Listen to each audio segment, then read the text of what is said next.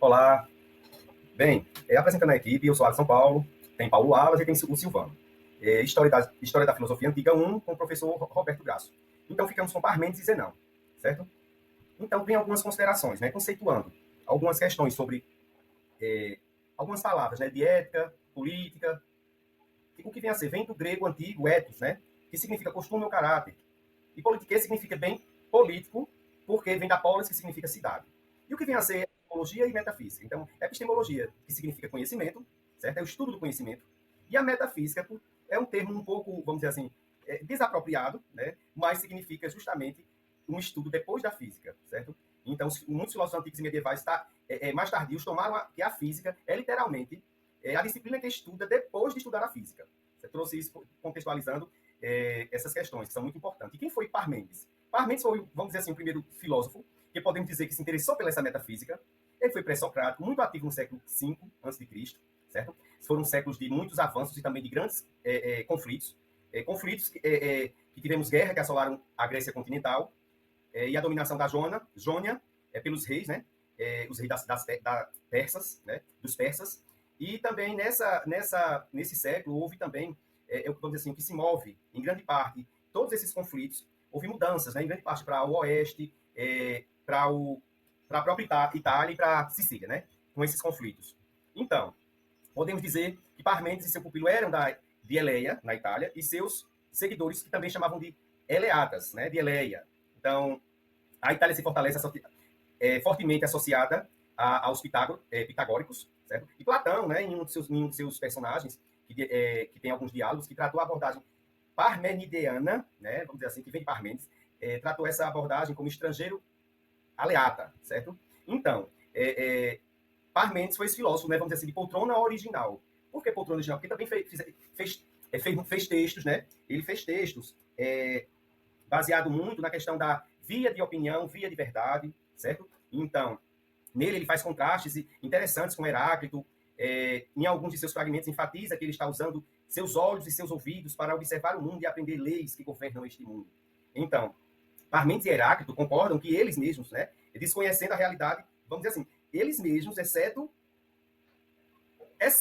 aliás, os outros, exceto eles mesmos, eles conhecem realmente o que é a natureza, né? O que são esses movimentos. Porque os outros, eles assim, todos os outros, exceto o próprio Parmênides e Heráclito, os outros estão confusos, os outros estão desconhecendo a natureza e a realidade. Os pré-socráticos, gente, raramente faltava essa autoestima, porque eles têm essa autoestima. Enfim, vamos dando continuidade. E Parmênides afirma, né, que a realidade em si é uma só. Nada muda ou se move. Multiplicidade de todos os tipos é uma ilusão. Ou seja, a multiplicidade de diferentes objetos, cores diferentes ou eventos diferentes acontecendo em momentos diferentes. Certo? A primeira metade desse poema consiste em uma cadeia implacável de argumentos que prossegue com base na razão pura, em vez de observações sobre o mundo ao nosso redor. Nesta primeira metade do seu poema, Parmênides, né, é o filósofo de poltrona original, como falei, e acha que pode estabelecer a natureza de toda a realidade com um argumento puramente abstrato. Ou seja, esses argumentos, o que quer nos dizer? Né? Então, ele vem com a questão de primeiro a verdade e segundo as meras opiniões dos homens mortais. Isso corresponde a duas metades, certo? A duas metades do poema. Que na primeira metade é chamada via de verdade, os argumentos de Parmênides é unidade do ser. E na segunda parte é chamada via de opinião, onde temos uma cosmologia muito semelhante ao que encontramos nos pré-socráticos anteriores, né? Da Jônia, certo? Ele conta que montou uma carruagem, vamos dizer assim, o poema, né? Que montou uma carruagem de donzelas até os portões que levam aos caminhos da noite e do dia. Então, a segunda parte do poema, que tratava dessa cosmologia e outras questões da ciência natural, não é preservada, claramente bastante extensa. E até onde podemos dizer foi oferecida com intenção séria. Né? Parmênides parece estar estabelecendo as opiniões que devem ser adotadas, se não for capaz de compreender a verdade mais fundamental subjacente da unidade do ser. Tem fragmentos, aparentemente, que formou uma transição da via da verdade para a via de opinião. Certo? Nesse fragmento, ele nos adverte que a via de opinião não é confiável, certo? E por não ser confiável, não é tão firmemente adequada como uma via de verdade. Porém, mesmo essa via de opinião, de uma melhor maneira, Parmênides diz assim, é a explicação mais plausível das coisas como os corpos celestiais e os corpos humanos, certo? sendo esses os dois tipos de temas que aborda, né, que fecunda essa via de opinião.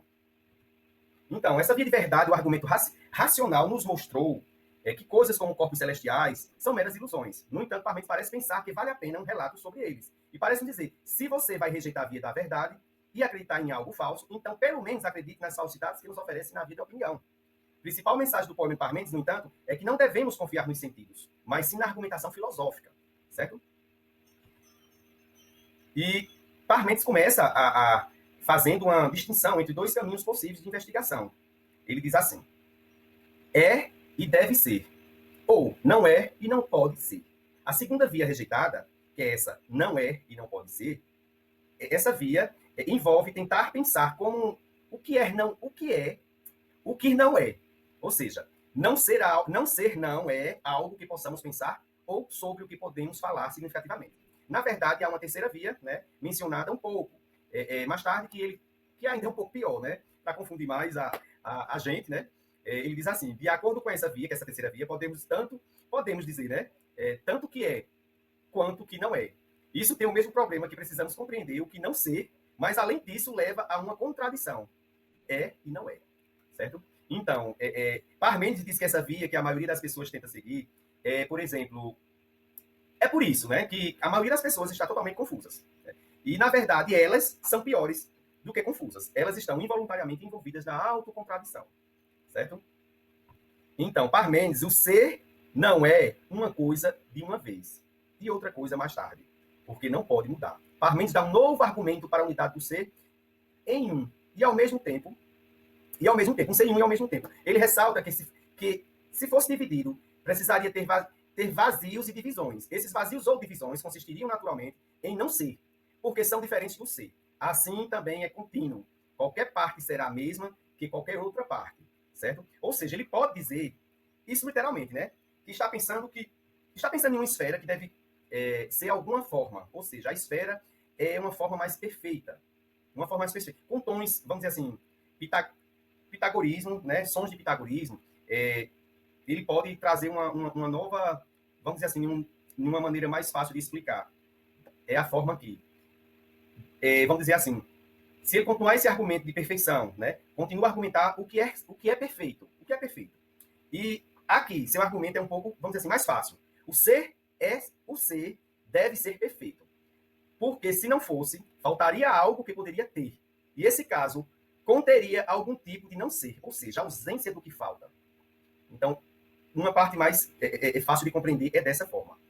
O que não poderia ser a falta de alguma das características que o preenchem, né?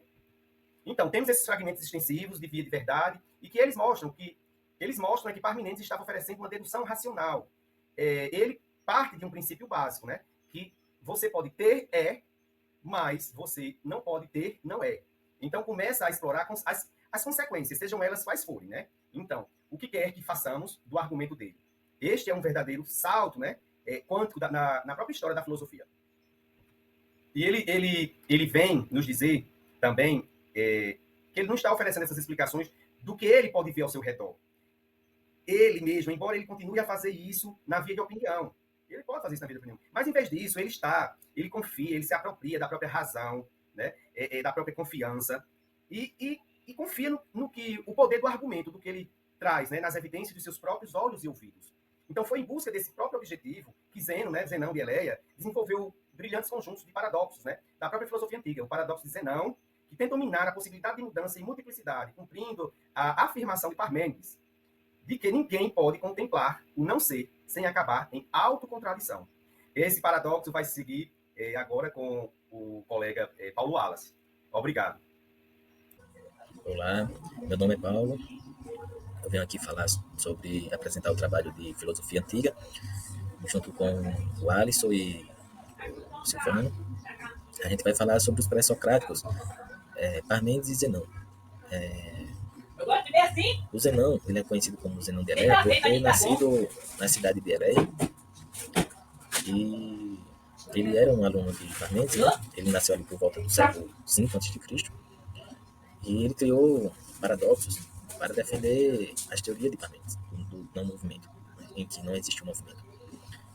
Vamos ver aqui o que é um paradoxo, né? Um paradoxo é tipo, vem do grego antigo, né? Para, que significa contra, e doxo, que é a crenças. E aí quer dizer o quê? Quer dizer que um paradoxo é contra nossas crenças, nossas opiniões. O paradoxo serve para a gente pensar, fazer a gente refletir sobre algum assunto, alguma teoria. E Zenão usou isso, né, para defender as teorias de Parmênides. Aqui vamos ver um dos paradoxos de Zenão, que é o paradoxo da dicotomia, em que ele diz aí que quem está no ponto A nunca consegue chegar ao ponto B, porque ele tem que andar essa metade do caminho, que seria aí o ponto C, e ao chegar ao ponto C, teria que andar outra metade do caminho, seria aí o ponto D, depois o ponto E, e assim sucessivamente. E para Zenão isso é infinito, não tem um fim, porque sempre vai haver a metade de um caminho para percorrer. Por mais ínfimo que seja esse espaço, sempre vai haver uma metade do caminho. Então, para Zenão não há o movimento porque ele nunca chega ao ponto B. Aqui temos o paradoxo da flecha, em que ele diz que a flecha não está percorrendo até o alvo. O texto mostra aí, né, que se tivermos uma câmera que congelasse, né, a imagem no momento do voo da flecha, a flecha não estaria em movimento. A flecha estaria parada naquele tempo. Então, é como se fosse que para poder a flecha estar se movendo, também tem que haver a continuação do tempo. E havendo a pontuação do tempo, é como se fosse que em cada quadro a flecha estaria parada, não estaria em um movimento constante. Aqui temos o paradoxo do Aquiles, em que, para Zenão, Aquiles era um corredor, né? Era conhecido como, nos mitos, né? na história, como um corredor muito rápido, e que, nesse paradoxo, ele tenta alcançar a tartaruga, mas para Zenão ele não consegue alcançar a tartaruga, porque todas as vezes que ele chega até a tartaruga tem se movimentado um pouco mais para frente. E aí, toda vez que o Aquiles chega no ponto onde a tartaruga estava, a tartaruga tem se movido um pouco para frente. E o mesmo caso no primeiro paradoxo, né, da dicotomia, por mais ínfimo que seja esse espaço, Zenão diz que sempre há uma metade do caminho para o Aquiles percorrer. E aí ele nunca ultrapassaria a tartaruga e nem alcançaria, né? Então esses são um dos principais paradoxos do Zenão, né, que são os mais conhecidos, que eu apresentei aqui. E é isso, né? Eu vou finalizar por aqui e deixo agora para o Silvano, que vai apresentar alguma parte dos textos primários. E é isso, muito obrigado e até a próxima. Aqui estamos a referência, que foi apenas o texto secundário que nós tivemos. E é isso.